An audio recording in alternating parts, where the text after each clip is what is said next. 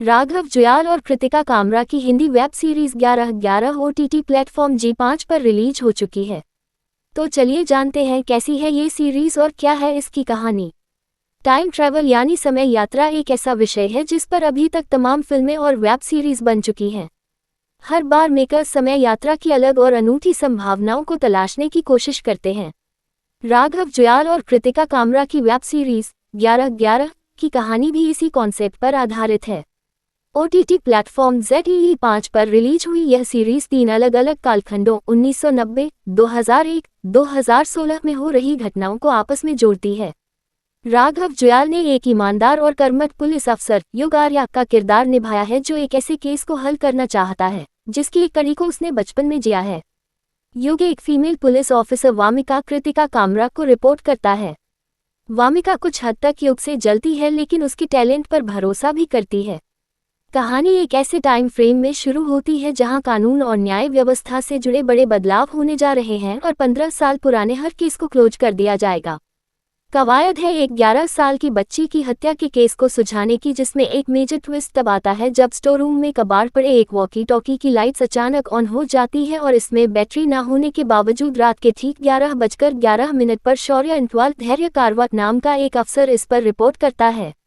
शुरू में तो युग को कुछ समझ नहीं आता, लेकिन वो इस वॉकी टॉकी पर शौर्य नाम के अफसर से मिली जानकारियों को कंफर्म करने की कोशिश करता है तो उसे पता चलता है कि हर इन्फॉर्मेशन न सिर्फ सही है बल्कि इस अपराध को कोर्ट में साबित करने के सबूत भी देती है।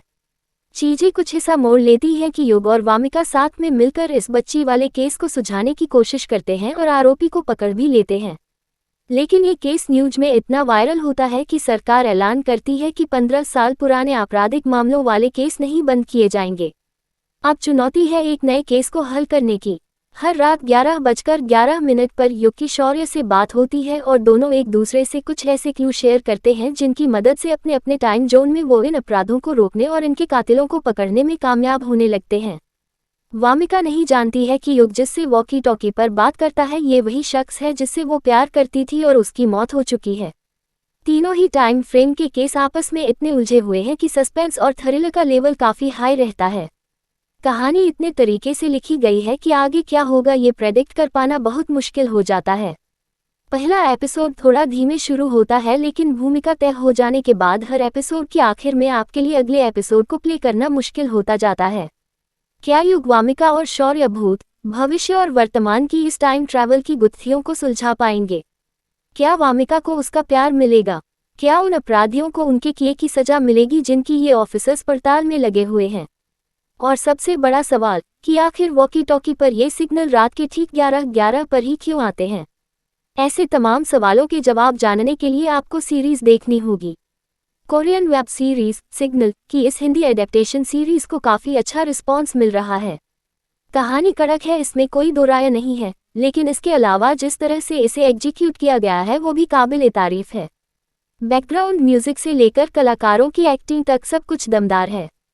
राघव जुयाल हर प्रोजेक्ट की तरह इस बार भी अपना बेस्ट देने की कोशिश करते नजर आए हैं। सीरीज का क्लाइमैक्स आपको सोचने पर मजबूर कर देता है। उमेश भट्ट ने हर फ्रेम को इतनी खूबसूरती से फिल्माया है कि देखने में अच्छा लगता है। कहीं बीच बीच में VFX का भी इस्तेमाल है जो कि अटपटा नहीं लगता है। कुल मिलाकर अगर आप सस्पेंस, थ्रिलर और फिक्शन सीरीज और फिल्में देखना पसंद करते हैं तो ये सीरीज आपके लिए है।